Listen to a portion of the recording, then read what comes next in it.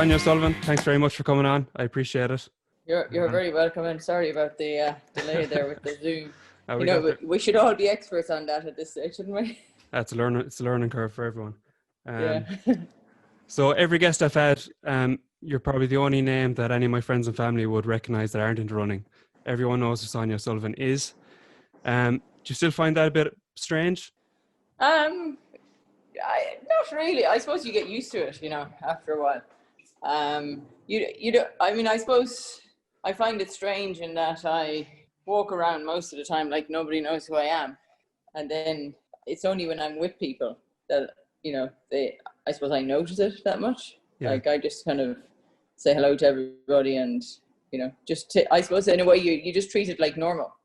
And I suppose that's the thing, is you get used to it. And I always remember John Tracy said to me one time, he said it's a privilege really that everybody knows your first name, and it's not something that should bother anybody, because it's just it's amazing. And then you just reply as if you know who they are as well, and that's what I do end up doing. Yeah, there's not many people in Ireland that you can just know them by the first name. I mean, you've Bono, Sonia, that's pretty much it. Roy maybe. But when you see your statue then in Cove when you're at home, do you see that that's a bit strange, or do you just get used to it?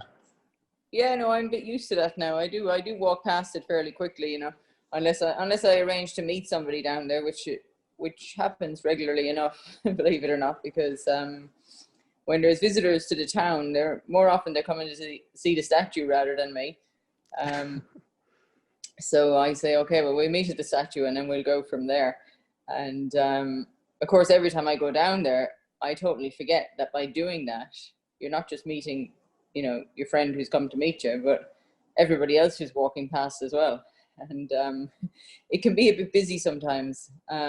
It's very close to where the boat comes in from Spike Island. So, and it's right next to the Titanic Museum. So it's, bang smack in the middle of two of the kind of hottest tourist spots in Cove. So in summertime, yeah, it can be a bit of fun, but it is always amusing, when people do realize it. And, I'm always happy to have a picture, and yeah, as long as I have somewhere to go afterwards, it works out okay. Do you feel spending much of your year then in Australia kind of is a nice getaway from all that kind of, I suppose, not hassle, but maybe just not being recognized every time you go out and walk the roads? Yeah, it is and it isn't. Like, it was quite funny. I went to the shop this evening, and because I'm only back here now, you see, every time you come back or go back to Ireland, it's like you have to adapt every time, and the adaptation is definitely, it's a lot more difficult in Australia than in Ireland, because in Ireland, I was saying this the other day, that people kind of come looking for me, whereas when I come back here, I have to go looking for people. And it's like you have to track down your friends again, and all the kind of places that you used to go, and your local coffee shops and stuff. And it's not the same here as it is in Ireland. So that always takes a little bit of adaptation. And even tonight, I went with the dogs down to the supermarket, and I came back, and I said, we've been living in this place for 10 years. And I walked down to the supermarket tonight, and I didn't see a single person I knew, which was just amazed me, Yeah. Whereas, if I was to do that in Cove, you wouldn't get to the end of the street before you'd meet somebody. And I know it's a bit extreme, but you still kind of think, if you've been in a place for, a good decade, that you might bump into someone, Yeah, I'm sure that there's pros that come along with that as well when you're in your position. Yeah, I mean, I suppose you can get things done a bit speedier when nobody knows you. You're never stopped along the way. But it's always nice to stop and have a chat. And particularly, I think, when you're, returning from being away, and I suppose to be re-engaged with the local community, and, see what's going on in the town. But, with the internet and everything these days, you're never too far away. Between, there's plenty things, you get all the notifications online, and then with the podcasts, it's very easy to stay in touch. And I do find that when I'm in Australia, I tend to spend most of my time reading the Irish newspapers and listening to the Irish radio stations. And following what's going on back there rather than what's going on here. And, that was very noticeable, I think, earlier this year when the whole COVID started kicking off, because Ireland was kind of ahead of the game of what was going on and compared to Australia. So I could see about 4 weeks ahead, I could almost see what was coming down the track here. Yeah. And people couldn't believe it. I was predicting all. I said, no, it's definitely, it's all following a similar pattern. It's like a domino effect. Yeah. And somehow I really lucked out this year in my travel plans, ending up being in Ireland early in July, just as everybody was coming out of lockdown, and then back to Australia now, and things are starting to open up here as well. So well, I'd say if I had a crystal ball, I couldn't have predicted, the travel plans like this. And yeah, and just as we were going back into lockdown, you got out at the right time. Yeah, no, it was like a miracle really that happened, because there was no predicting that at all. So obviously then with the name and everything that comes with it, there's a responsibility that comes with that. Having that place in Irish sport, do you feel that responsibility, and have you accepted it more as you've, I suppose, gotten older? I think I've kind of realized it more as I've gotten older. I think when I was younger and when I was competing, I didn't feel that responsibility or the obligation, as a role model, because it wasn't something that was talked about a lot. It's a lot more talked about these days, and I think the athletes are much more aware these days of, the example that they're setting for young children, to follow in their footsteps and to be inspired, just by the positive thing that sport can do for people. But I think when I was competing, I never really saw myself as that, and it's only been in more recent years now when, I suppose there's so many more sports available to girls in Ireland, and so then there's so many more sports women to kind of be out there, and I suppose being role models for girls and boys as well across a range of sports. And then I get thrown in as well because, obviously I was, the one who led the way in athletics, and it's great to see people like Ciara McGeehan and Nadia Power, who are now really coming through, and they saw me running when they were younger, and that was some influence for them, and even others who went before them, so I suppose you just didn't see it that was a role I was playing. I just saw I was out there running and racing, and in a way, I suppose, because I was the only one doing it at the time and getting so much attention, I was kind of I suppose in a way you feel like you're not standing out as a woman in sport, but just as, one of the best sports people in Ireland. So there was no differential back then, and it's only, in more recent years that we see the differential, and you see the impact that it can have when you have female sports models, for young girls to look up to and to aspire to, and to learn more about them. When I was growing up, I didn't know a whole lot about Maeve Kyle and Mary Peters, and there was some great athletes who were really the pioneers for athletics in Ireland, for female athletes.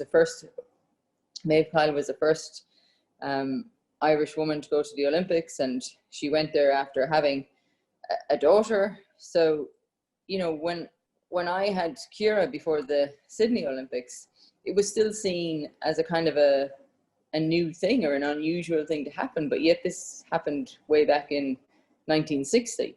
And even, at the time, I didn't realize this. It's only now that we start to look back and to share these great stories of Irish women who, were out there and, I suppose, leading the field and, showing people what could be done, and, that women could go out there and compete, and, they didn't have to stay at home and look after the children. Yeah, a few former female guests have mentioned that they saw you growing up and they wanted to stay in the sport. So who were your inspirations growing up? So the people who I looked up to were really, it was in the 80s, the mid 80s, and, Eamon Coughlin had just won the World Championships in 1983. And I wasn't really big into athletics then, but, he kind of led a kind of a a group of men who were prominent in athletics. So athletics was a very high profile sport at the time. It was often on TV, and then John Tracy won a silver medal in the Olympics in 1984. And I can kind of remember getting up early in the morning and, hearing that he'd won this overnight.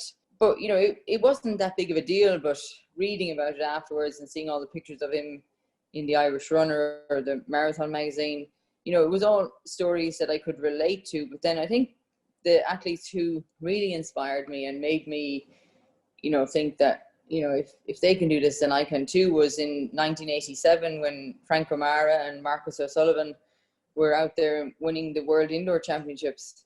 And that, would have been all on TV. The Millrose Games were on TV. So it was pretty exciting and a big deal.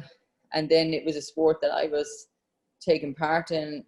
And so you started to think that, this is pretty exciting. It's something that, I suppose it made it more enjoyable to me. It was a connection that I had. And then I was in secondary school at the time. So it was just about making a few Irish teams. And so there was a good buzz about the place. And you just believed that you were taking the stepping stones to, then eventually go out there and compete on the world stage. And did they have like a path worn? Obviously, like Marcus and Eamon went to Villanova. So could you see a path that you could follow then to become what you became?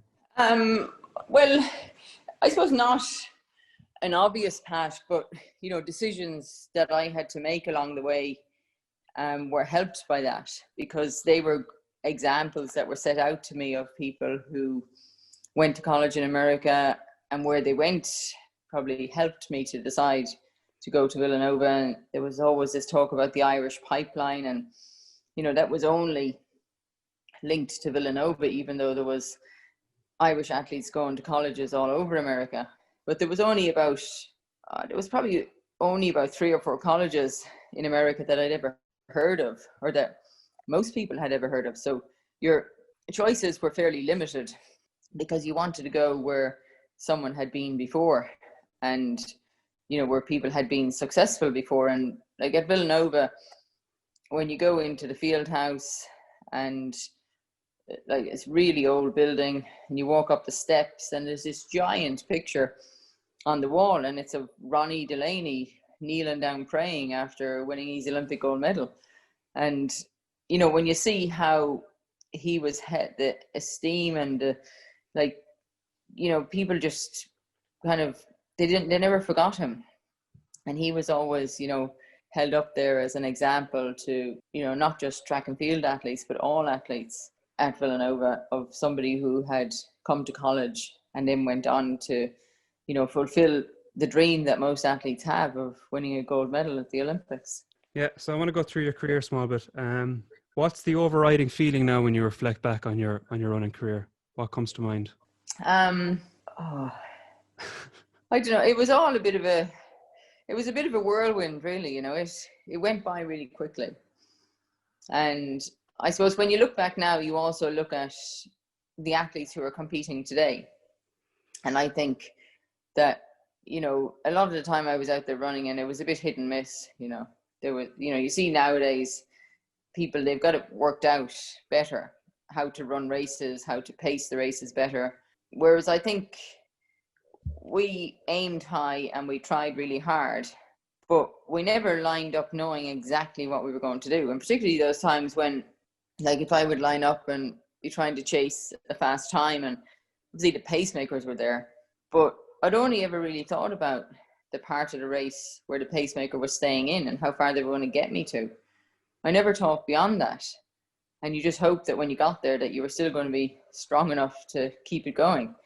And so I always think I lucked out a lot of the times when I, the races that I was in, and I suppose the time that I was running, it was quite different era in that some races were paced, but some were races. And I used to really enjoy the races that were not paced, because that was a bit of fun, and it was always more of a game rather than, if you lined up and you were chasing a fast time, then, you had to really go for it, and it was always going to be a really tough effort. Whereas if it was a race, then it got hard eventually, but most of the time it was pretty easy. And you settle in and you run along and you assess the field and you work out that, I can sprint past these when I need to. So, there's no point in putting in more effort than you need to until you need to. Whereas I think nowadays a lot of the races are, they're all, as fast as you can from the start. And whereas I think we had a bit more fun, and I suppose by doing that, then you were able to run more races.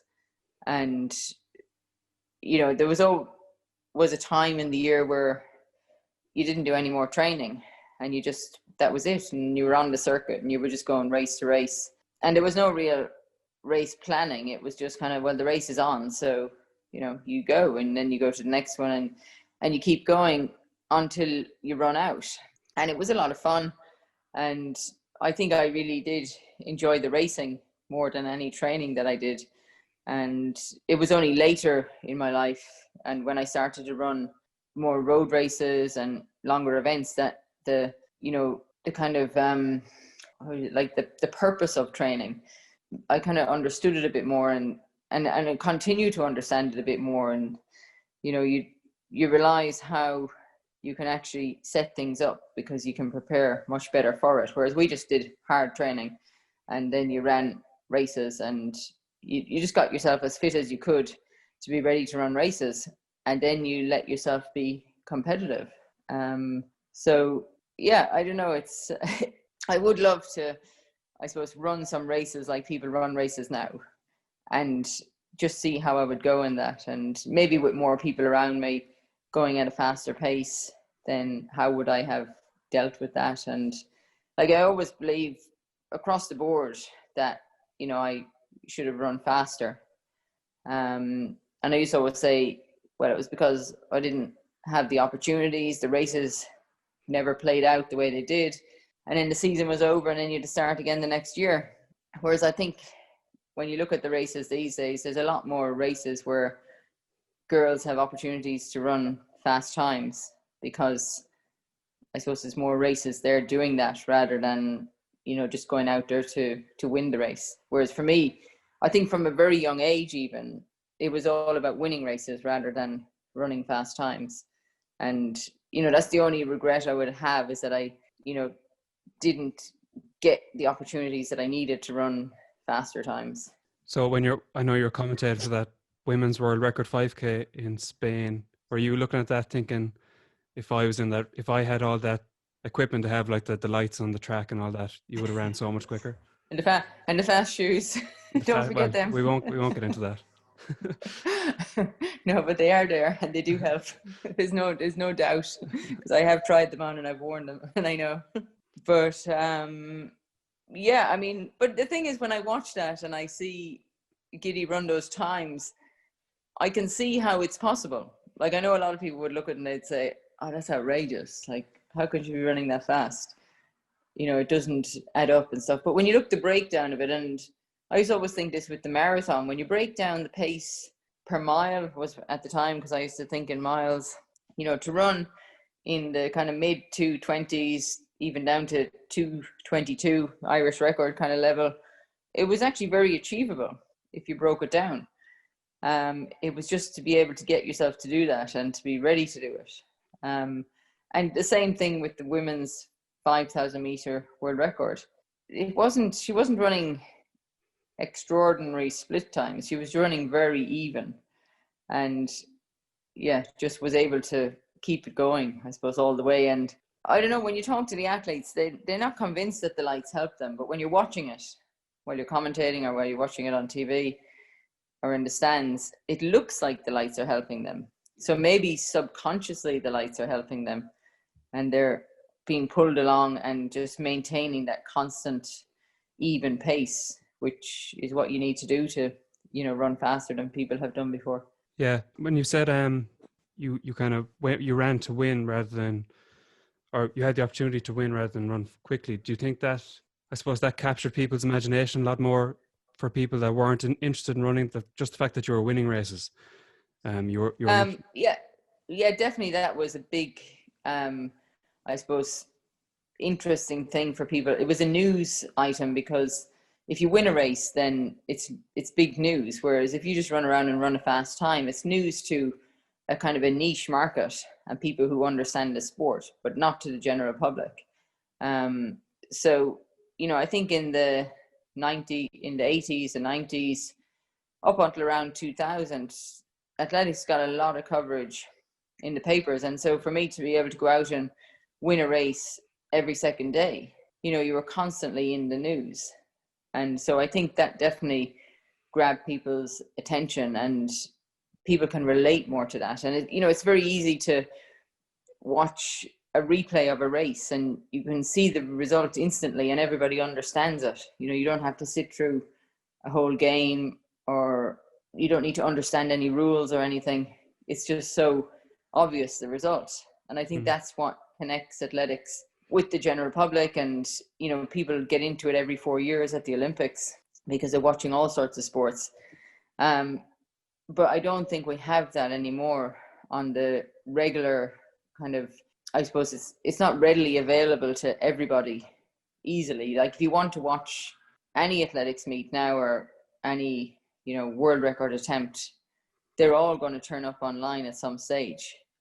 And most people who are involved in athletics will find a way to watch it live, but not the general public because they're going on about their business. But when athletics is on TV and everybody's seeing it in their living room, and then they're all going out the next day and talking about it, you know, that's when sport becomes big news, when people are all watching it at the same time and not watching it when they want to watch it, or, you know, in their small groups. Okay, just shifting topic a small bit. If you were a teenager today, do you think you could have achieved what you achieved, considering all the different distractions now that teenagers have around them? I would hope so, yeah. I mean, I think, I suppose I have all these distractions around me now, and I suppose you have to be disciplined, you know, not to be overly distracted. And I think you have to be able to put aside, you know, the social media and the phone. And, you know, it drives me mad if I'm like, sometimes coach a school here, and it drives me mad when these boys turn up with their phones. And then I want to get a bag and collect all the phones. And then they say, oh no, but that's I need that to time myself or to measure how far I'm running. I'm like, can't you just get a watch? You know, it's such a, I mean, who wants to run with a phone in their hand anyway? It's, so yeah, that's a tricky thing. I think the dependency that people have on their phones.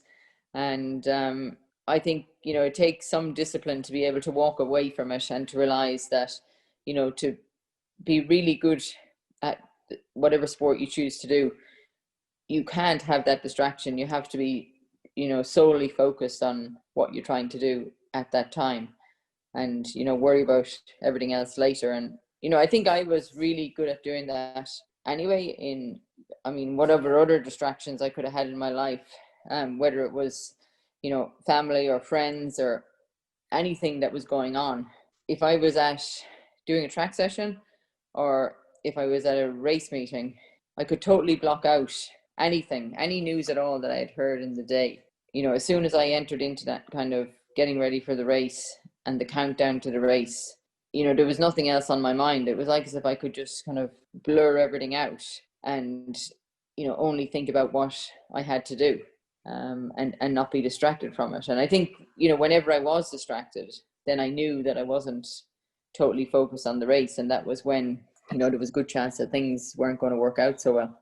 Yeah, and is that something that's just completely came natural, or did you consciously try and work on that, trying to just focus on what's in front of you? Yeah, no, I think I just was one of those things that I was able to do. And maybe it was because, I suppose there could be two things. There was the fact that when you go out for a run, you know, you can just get yourself into your own little world, that you do just block everything out, or that, you know, just the ability to just not be distracted and to just focus on what you had to do, and you just didn't let other things come into your mind. And I think you know, once you have your routine of getting ready for a race or even a training session, and you follow the same pattern the whole time, then it's very easy to just kind of put things aside. You know, once that time comes, you know, if you're meeting somebody for a run, that no matter what you're doing, you can just drop it and go and not have to finish what you're doing. And, you know, sometimes I struggle with that now because I let all these other things get into my life. And it can be things, simple things like hanging out the washing. You know, if I'm heading out the door for a run and I realize the washing machine is stopped, and I'm like, oh, I should really hang this out before I go. And so, you know, I'm more likely to stop and do it now because I know the consequences of that. It's drying while I'm running. So it was like a double benefit there. Yeah. Whereas in the past, I definitely wouldn't have stopped. You know, I would have gone because this is the time we run. And, you know, I suppose it's when your job starts, you know, once you head out that door, and you don't let things distract you, you know, because you can sort it out later on. Okay. So as you said earlier, you went to Villanova. You were part of one of the most successful women's teams in Villanova's history. But when I was reading up, you actually really struggled in your first year. And how close were you to not going back? I was never not going back. I was always going back. Okay. I never considered not going back. It wasn't something that ever entered my mind. I just knew that I had to sort it out. I wasn't, I suppose, when you go back after being home at Christmas, being injured, and going back knowing that I was still injured and wasn't going to be able to train with the team and compete with the team, you know, so I wasn't overly happy going back, but I knew I had to, and I just had to figure it out. And what did you do to figure it out? I just kept banging my head against the wall. So yeah, I think I just I don't know, I just kept pushing and pushing, and, you know, kept getting injured, and then eventually decided this isn't working here. I've got to take a step backwards and work out what is working. And so I think I spoke to this girl, Colleen Gallagher. She was one of the assistant coaches, and it was funny because people used to always say that we looked alike. So I even used her ID when we used to go out over there, because, you know, you had to be 21 to go out, and I was only 17 when I first went to Villanova. And so I was quite young, I suppose. And, you know, when the only thing on your mind is that you want to be a part of the team and you want to be training. And so I went through the first year, the second year. So it was probably, I'm trying to remember now. I think it was my junior year. So it was my third year indoors. And leading up to that, I spoke to the coach and I said, and this was on advice of the assistant coach, she said, you just have to go and talk to him. Marty Stern was our coach, and tell him, you know, what you need to do. So I spoke to my coach, Sean Kennedy, back in Ireland, and he said, well, you can't run on the road. You can't be doing all this training on the track. You've got to run on the grass. And so I just went to the coach and I said, listen, I've got to run on the grass or this isn't going to work out. And it just came, that was the kind of, I suppose, the thing that the thing that everybody agreed on that was the problem, was that I just kept getting injured, and it was loads of stress fractures, and a lot of it was from running on hard surfaces, or so we believed. Yeah, so I went and said, I need to run on the grass. And he said, okay, that's fine. You can run on there's a grass field across the road, and there's a car park over there now, I think. And it was run laps and laps and laps. And so it was pretty boring. And I didn't get to run with many of the girls on the team. Occasionally, some of them would come and do a few laps with me. And then when we would go to the track for training, I would warm up on the grass and then come inside, and I might do a bit of the track session, or I would go out and do a fartlek session by myself on the grass. And so I think, you know, I was able to do this because I had a training program from my coach in Ireland, Sean Kennedy, and he'd explained training to me down through the years, even when I was really young. And so I just tried to interpret a bit of that and bring it into the Villanova training and make some kind of a combination that would get me fitter and better. And so I knew I had to run a lot, and I had to, you know, do some sessions. And eventually I ran in the conference, the Big East, and I won the 3,000 meters, and I qualified to the regions. And then I won that, and I qualified for the nationals. And so it was like this constant progression and positive feedback. And the coach just kept saying, that's just great. All this fartlek and grass running you're doing, keep doing it. And then I went to nationals and I finished third. So I think that gave me a lot of confidence and belief in myself. And then from then on, I just kind of mixed grass training and track training, and eventually was able to train a bit more with the team, and get fitter and get stronger and get better. So it probably just took a few years of growing up and getting stronger and persisting. So I think even when the first couple of years when I wasn't running well, I always had one or two good races. And I managed to qualify for the national championships both times. And I think when you do that, you get a little bit of an insight into what's possible. And even though I went to the nationals, the NCAA championships, and I didn't run very well, at least I got to go there and see, what it took to be really good and to be competing at the highest level. So there was always something in the back of my mind telling me that, one day this will work out. You just have to keep trying and never give up. And, and then I think things did work out, and I gradually got better and, became, the best runner on the team. Yeah, so you won NCAAs 3 times and you won the cross country 3 times as a team. So your daughter Sophie now is up in Seattle running with the university. What advice did you give her going into that NCAA system? Well, I think the main thing was that she wanted to go herself, and she had to make that decision. And that was the decision I made back in 1987. The hardest decision was, do you want to go to America or not? And then it was, okay, well, where do you want to go? And so, she always wanted to go to America once the idea got into her head. And then she met a few of the coaches from different colleges. She met Gina from Villanova. But I always knew from a long way out, even though I'd always been in touch with Villanova and always sent them on, some of Sophie's races. And it was kind of this thing, I suppose, I had the connection and I was kind of thinking, oh, this will be great. But then as it got closer to the time when she had to make the decision what she was going to do, I knew that there's no way she was ever going to go to Villanova, because she just wanted to do her own thing. And she didn't want to, continue to just do what I did. And so she had to make up her own mind and kind of find her own way. And she went to visit Washington, and I actually went to visit Washington a few months before her. And I really liked it. I'd never been before. And I thought it was a really nice place. But I had to not be too excited about it. And because even though I knew she wasn't going to Villanova, then all of a sudden Washington was like the second best choice. And the coaches were really good. And I had a good feeling about it. So she went herself last December to visit. And it's amazing because, young athletes now wouldn't be able to do that because of the whole travel restrictions and everything. So that worked out really well, because it does make a big difference when you go to a place, the kind of feeling that you get for a place and for the people and how you might fit in there.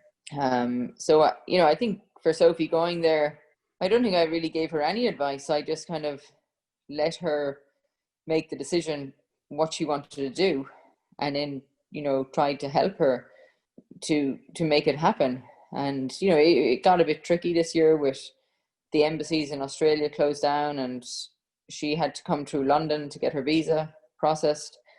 And so she came and she did that all by herself. So it just showed the determination, that she really wanted to go and try this out.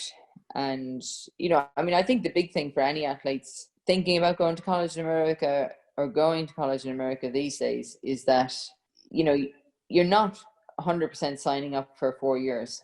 I think people have choices these days, and, it's much easier if it doesn't work out, that they can change their mind and they can go somewhere else or they can come back home. Those options are much more, I suppose, readily available now than when I went there. It was like a one-way ticket, and you had to make it work out. And if you didn't, then, what were you going to do? Whereas I think there's lots of choices for people now, and I think it's, if anyone is thinking about it, I think it's worth exploring further. But I think you really have to want to do it, and you have to be able to let go of what you're used to at home, and the comforts that you have at home, and not. I think when you go somewhere and take on a new challenge, you have to put aside what you leave behind, and focus fully on where you are. And it's like I was saying before, like going to races and being able to not be distracted, is that you just kind of what is it, you just I'm trying to think what the right words are for it now, but it's like you live in the moment, and you live where you are. And even though there's lots of places you could be or you might want to be, you have to live where you are, and you have to try everything you can to make that work out. And if it doesn't, then you have to work out, well, what will I do next? But I think you have to give it a chance and see where it takes you. Yeah. So when you finished up in Villanova, then how was it going from, I know Shifa was on a couple of weeks ago and she talked about this, she went to Villanova as well, transitioning to a pro, obviously going from like a very structured environment to kind of figuring out then your own setup? Well, I hung around Villanova for an extra year after, and that's kind of a common thing, I think, with athletes. You become a bit attached to the whole university system and the places where you go training, and all of a sudden you have a bit more freedom, so you can train at different times. And I suppose when I finished college, it was a bit different than things are now, in that you didn't automatically look for another group to join. You looked for who was going to help you to get into races. And again, I was influenced by with this from Marcus O'Sullivan, who lived close by in Villanova, and so he gave me a lot of advice on that. And he was still competing and racing, so then I was able to join him. And what I suppose at the time, Marcus would have been well known by some of the athletes at Villanova, and we would have went to the Millrose Games to watch him compete. So he was a bit of a superstar to us.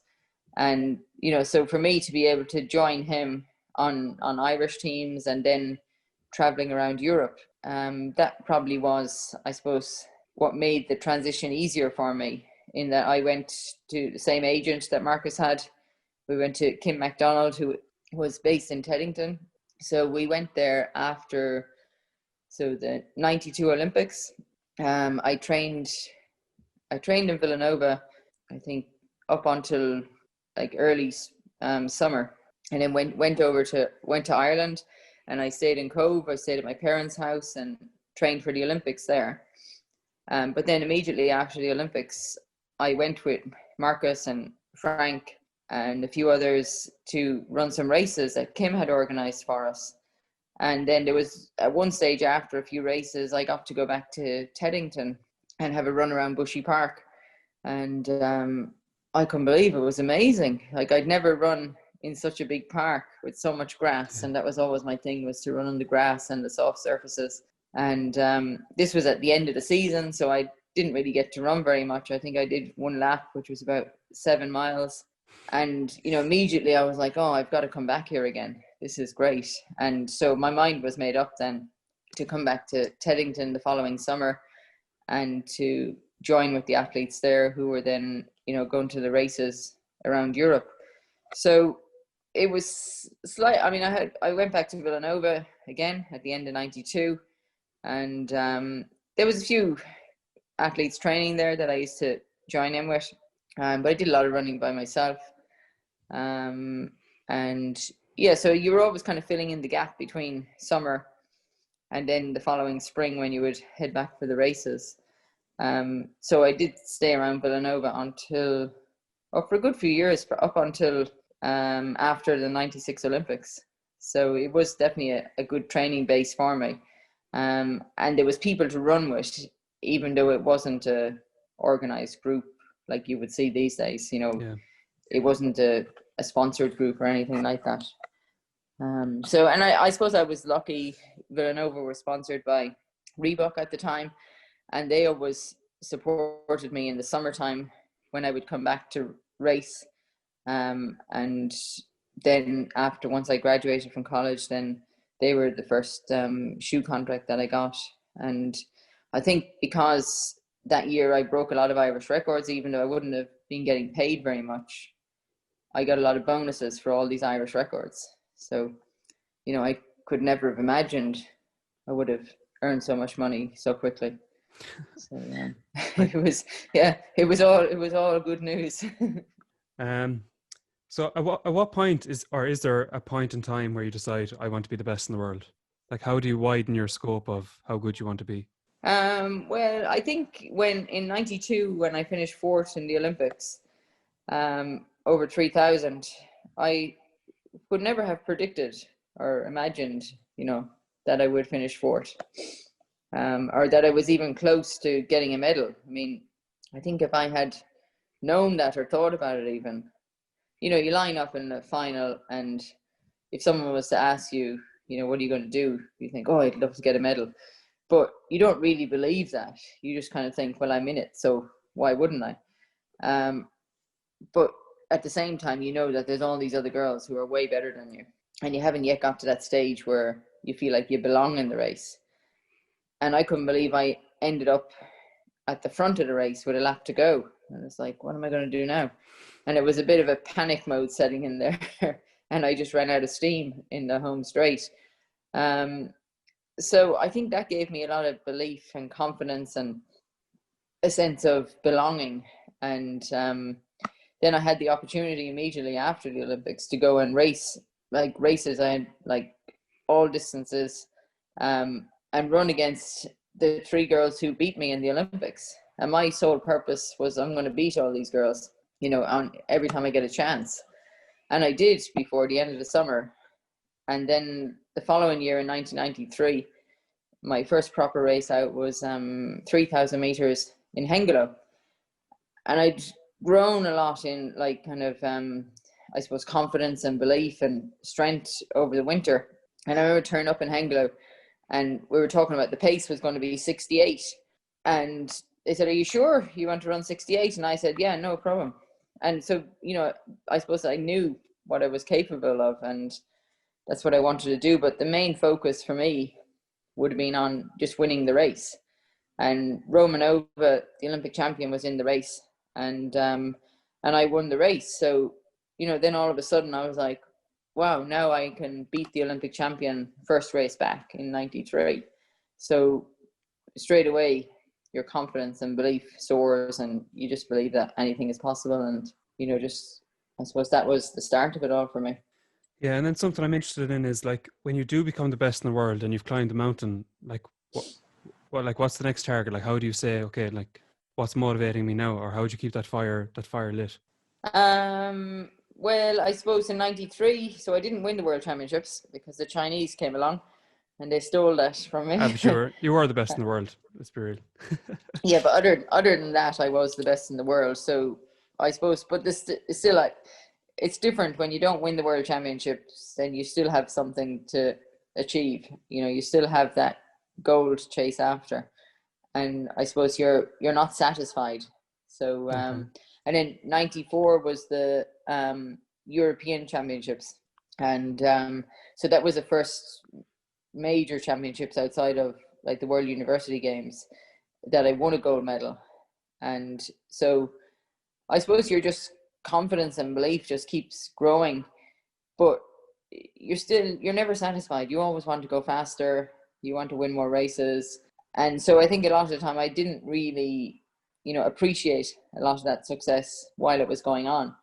And, even now when I look back at training diaries or old newspaper reports and cuttings and things, like it's hard to believe, the stuff I used to do. Like I amaze myself, but it was just, I was on this, you're on the treadmill and it's keep going and you just have to keep up.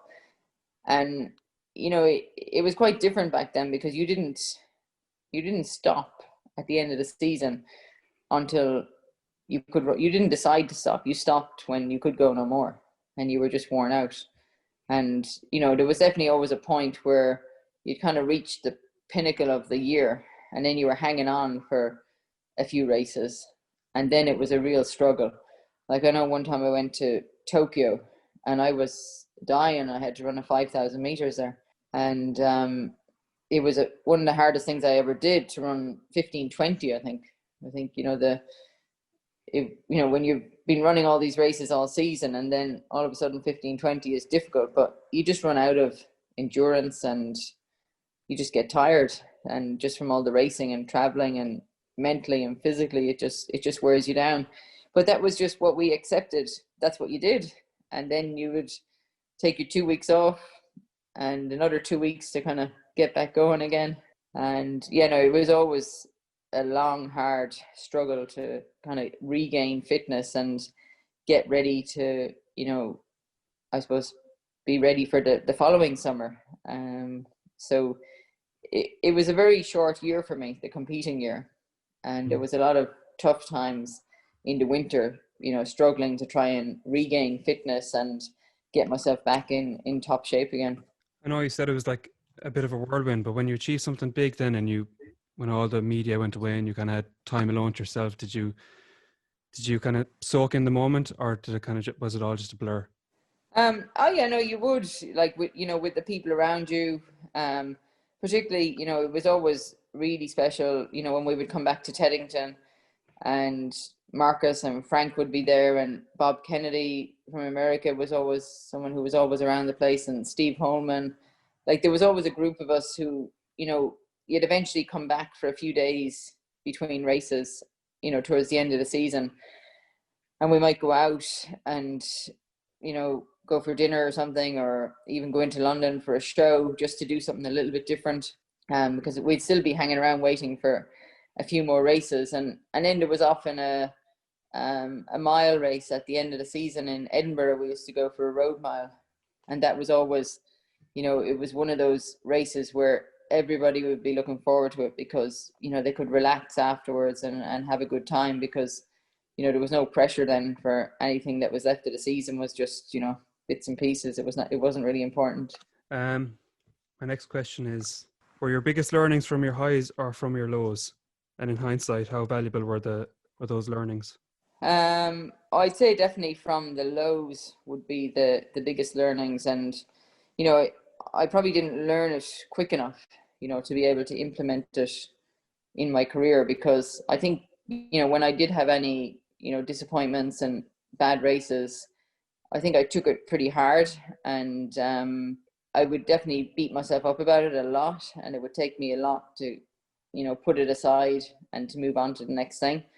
And I think I would always think you got to let this go quicker, and not be dwelling on this negative race or result for too long.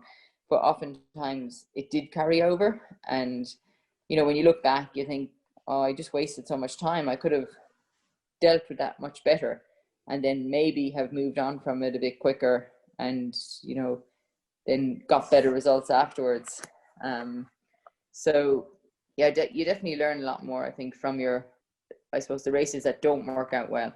And oftentimes it's because you go into a race because you're mentally, you want to do it, but it may not be physically the best thing for you to do, because if you're anyway tired, then, and the race is a race that you need to be up for mentally as well as physically, then if you're not on top of your game, then you're going to get exposed, and then you're probably just going to totally implode, and yeah, it's not a good scene.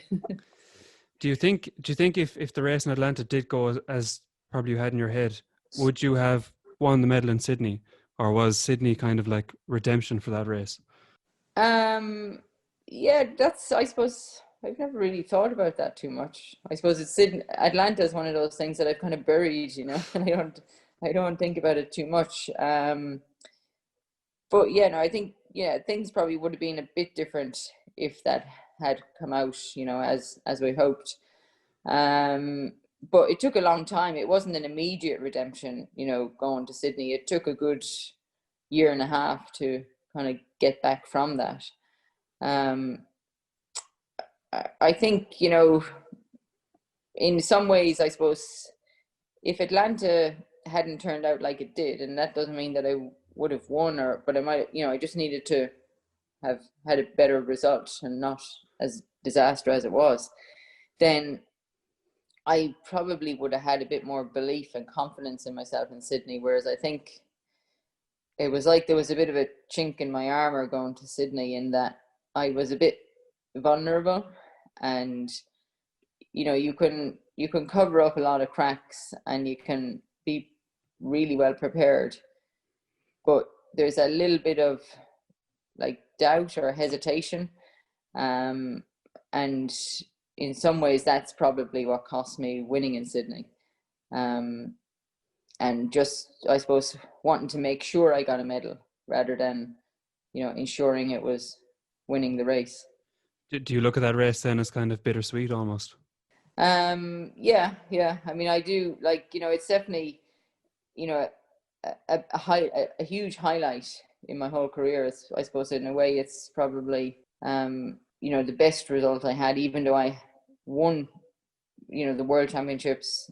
In some ways, Sydney, for everything it took for me to get there, and just by the Olympics being the big event that it is, and only coming around every 4 years, like, it definitely has to rank up there as probably, the one of the greatest achievements I had. Even though you'd always kind of have that little bit of kind of, oh, but what if, you did something a little bit differently. But then I always do think as well, if you did something a bit differently, then maybe things would have been a little bit different with the other people in the race as well, and it might not have come down to just two of you at the end. There might have been more, and then something might have changed differently again. So, when you add it all up, then I have to be satisfied, but probably not 100% content. As you said, runners are never 100% content in anything. No, I mean, like, I know when I ran 8:21 in London, and I see that as probably one of my greatest races. You cross the finish line, and I thought, oh, I can definitely go faster, and I was convinced, and I never did. And you kind of like, it's like, it feels so easy when you do something so great. It feels easy because, I suppose, you're right, everything just goes perfectly, and it does feel easy to a degree, but it must have been hard at some point in that race. So yeah, highlights your career, a long career. What characteristics do you think you had that gave you that longevity? I think definitely very stubborn, and very single-minded, and decisive as well, I think. So I think once I make my mind up to do something, then I won't let it go. And it's very easy for me to be productive. Once I decide to do something, then I'll put 100% effort into doing it, and that would be now as much as any other time. But it can just take getting to that decisive point is the difficult part, and to be really convinced that that's what's going to work out and what's worth chasing. And then when it finally came time to wrap it up, was that hard to do, and did it take long for you to kind of be content with that decision, being finished as a professional? Yeah, it took a really long time. It was definitely it was a very gradual kind of goodbye, I suppose. And I think at the end of it all, I never really kind of like stood up and accepted, this is it. Because I think I was still hoping that there was going to be one more, I suppose, last dance before going away. And, I never believed that Athens was going to be my last Olympics. I mean, I think it kind of, the way it ended up was probably, it wasn't bad. It was definitely a long goodbye there. I took that extra time on the last lap. But I always thought that, I'll be back, and, I'll, make up for this again, I suppose. I was of the hope of that. And, in the end, it was kind of taken out of my hands, because mentally, I was determined to go to Beijing and run the marathon. That was my hope, was that I would be able to run the marathon and, finishing the Olympic Stadium. And it was a bit of a dream, really, I think, to do that.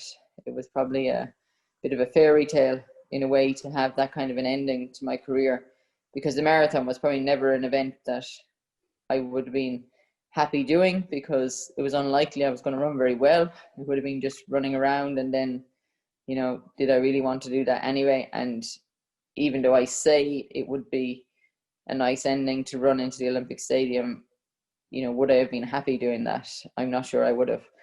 Okay. So yeah, it just kind of, I suppose things just kind of petered out over time, and I did try and hang on for a long while. And possibly I could have extended my career a bit longer if I didn't think, later in my career, that I had to train at the same high level that I did when I was younger. But once you have in your head, that you have to run 100 miles a week and do 3 sessions a week, and you kind of have this structure in your head of training, and there was nobody there to pull me aside and say, you can do this a little bit differently, and it might work out for the better. And that was probably to my own detriment, really, was the kind of stubbornness and determination that I had to, go out and run hard most of the time in my training. Because that's what I believe got me the best results, on the good days. Yeah, and when you finished up, then did you kind of want to just go away from the sport, or did you want to give back straight away? I definitely went away from running for a bit. I just didn't feel I had a purpose there. I couldn't quite work it out. It was a strange time, because it wasn't like nowadays. Everybody runs, and it's I suppose it's a very positive thing for people to be running, but I didn't see that side of running. It was competing at the highest level or not at all. And so I started to do a few other things like cycling and swimming, and even attempted a triathlon. So these were things to just distract me for a while. And then I suppose by doing that, then I worked out that actually what I like doing most is running. And I just had to get to a point where I would accept the level that I was at and enjoy that. And so it took me a while to, I suppose, enjoy running again to the level that I do now, and not feel, that it was kind of to be out running and, be thinking, well, why are you doing this now? Why are you going for a run? I felt like I had to have a purpose for it.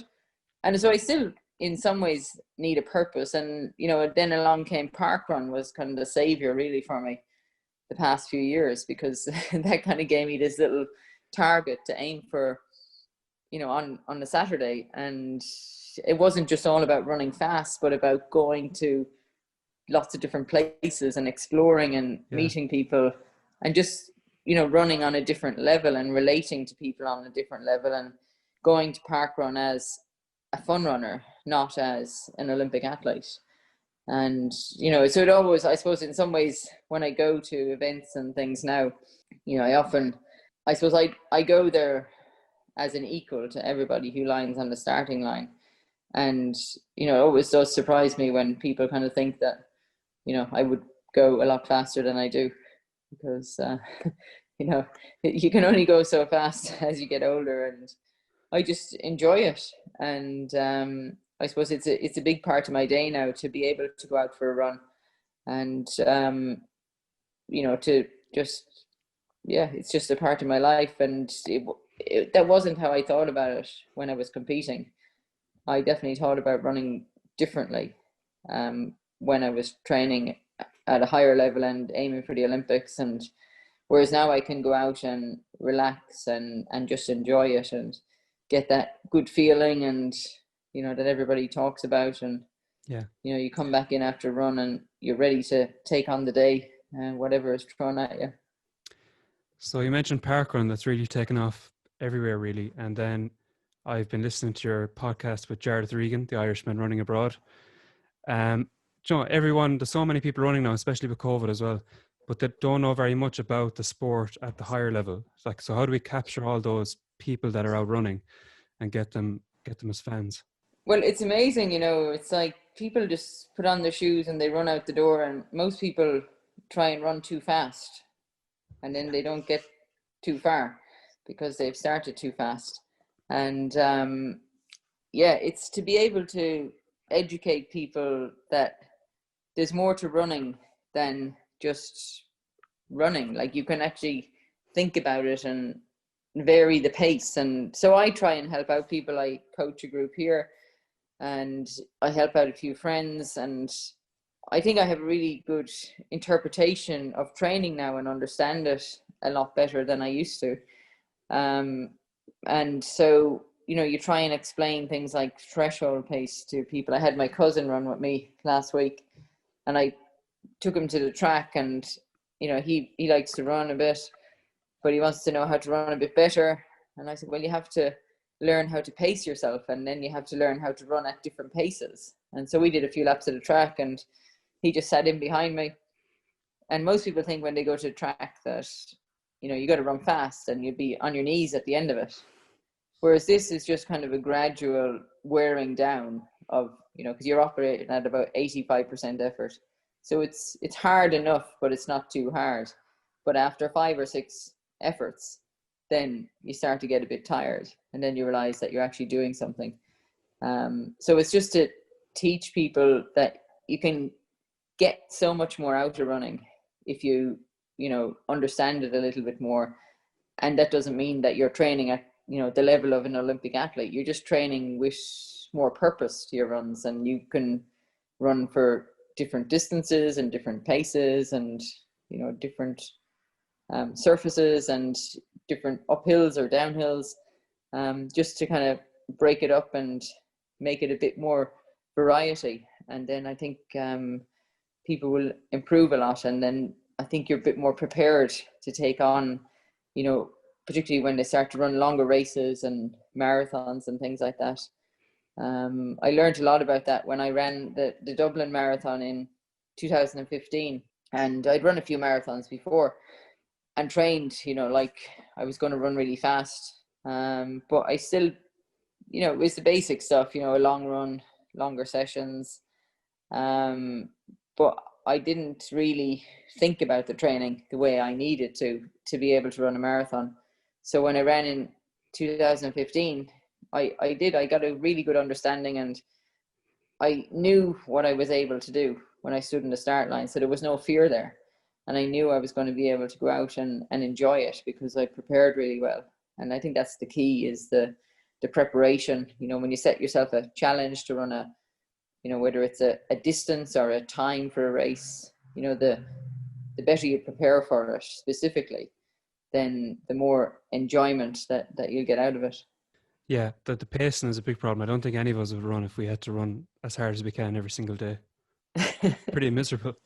I've one final question, and I know it's a bit cliche, but advice to younger athletes or young aspiring athletes, and how organizations can implement structures that would allow athletes to be as successful as you were.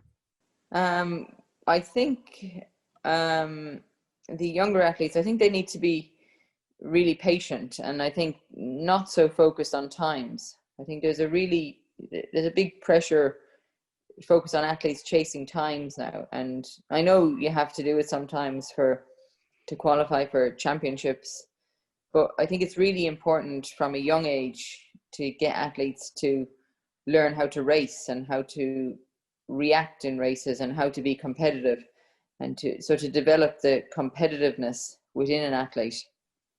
Because you'll often see some athletes, they don't have that because they're able to run by themselves at a fast pace, but you throw them in with people, and then when they feel people around them, they tense up, and then they can't run as well as they would on their own.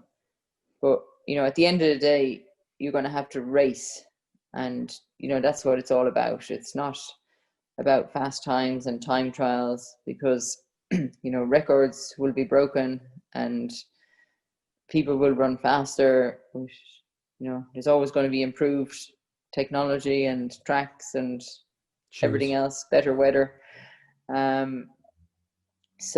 medals are the thing that you win in races, and so the better you can race. And I think that's a big thing in America. I think if you look at the women's 1500 meter race, particularly, a lot of the girls who are in the finals at the major championships have been through the college system in America, and they don't all run for America. They can be running for lots of different countries.